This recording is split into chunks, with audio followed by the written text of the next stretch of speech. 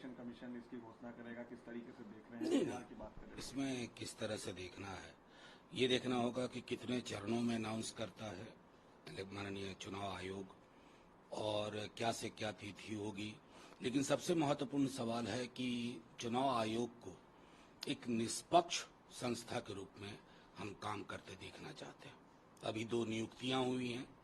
नियुक्तियां भी क्या कहूं कि पूरा का पूरा सरकार जो चाहे वही उस कमीशन में बैठेगा, लेकिन वो पंच परमेश्वर है, उनको इसका ध्यान रखना होगा। फ्री एंड फेयर इलेक्शन जो आर्टिकल 324 में है उसको जीना पड़ेगा, लोगों को महसूस कराना होगा। ये जिम्मेवारी अगर चुनाव आयोग निभाता है तो मैं समझता हूं कि उनका नाम स्मरण किया जाएगा एक ऐसे दौर में जब लोकतंत्र चुनौतियों से घिरा हुआ है। इलेक्शन नजदीक है, हमने कल देखा कि बीआरएस की एमएलसी के कविता को अरेस्ट कर लिया गया है, किस तरीके से इसका इम्पैक्ट पड़ेगा? नहीं, मैं तो सीधे कहता हूं कि आप ध्यान रखें, देश के कोई विपक्ष का नेता और विपक्ष का दल ऐसा नहीं है जिस पर इस तरह की दबिश ना हो रही हो।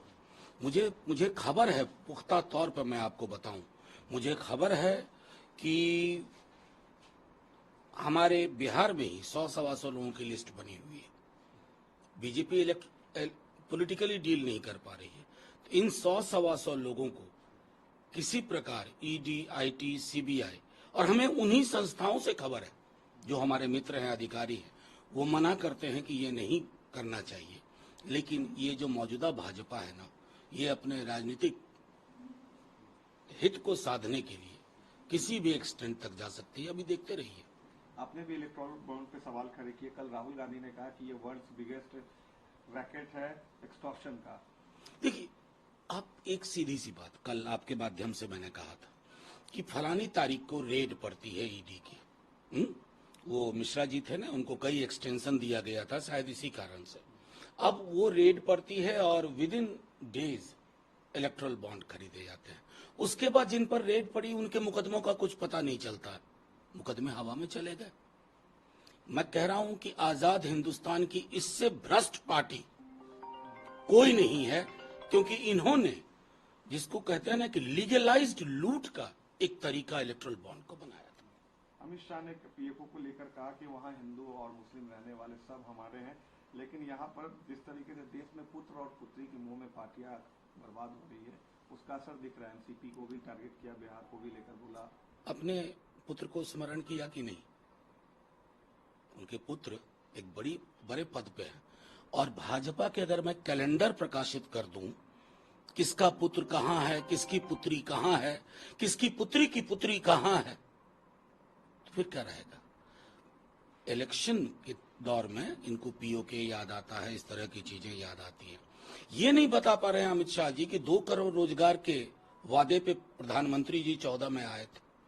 2 दाहें 20 करोड़ में अगर 20 लाख का हिसाब दे दे अमित शाह जी खुले मन से, तो मैं मानूंगा। बाकी ये सब बेईमानी है, फजूल की बातें हैं।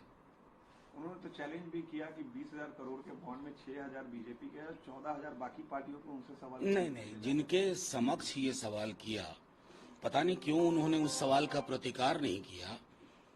ईडी कौन कंट्रोल करता है? आईटी कौन कंट्रोल करता है? सीबीआई कौन कंट्रोल करता है? ईडी की रेड के ठीक बाद इलेक्ट्रल बॉन्ड क्यों खरीदे जाते हैं? ये सवाल मैं तो करने के लिए वहां नहीं था, लेकिन जो सज्जन कर रहे थे उन्हें ये पूछना चाहिए था ना, माननीय गृह मंत्री से। और गृह मंत्री का काम होता है लोगों को सुरक्षा का भरोसा दिलाना। गृह मंत्री का ये काम नहीं होता है कि आज रेड दिलवाना और परसों इलेक्ट्रल बॉन्ड खरीदवाना। पशुपति पारस ने कल कह दिया है कि हमारे रास्ते अभी भी खुले हैं, हमारे जो 5 सिटिंग एमपी है वो वहीं से लड़ेंगे, एनडीए छोड़कर ग्रैंड अलायंस में भी आ सकते हैं, ऐसी संभावना बताई जा रही है। देखिए, मुझे लगता है आने वाले दिनों में देखिए कैसे चीजें अनफोल्ड होती हैं।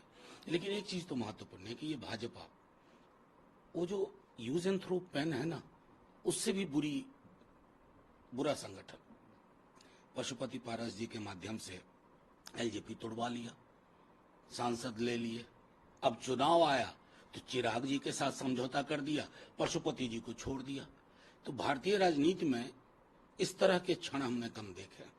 एक आखिरी सवाल सर, बिहार में कल कैबिनेट एक्सपेंशन हो गया, किस तरीके से देख रहे हैं नई कैबिनेट को लेकर? मैं नई तो मुझे कुछ दिखी नहीं इसमें, कई सारे सामाजिक आधारों का प्रतिनिधित्व नहीं देख रहा हूं। बहरहाल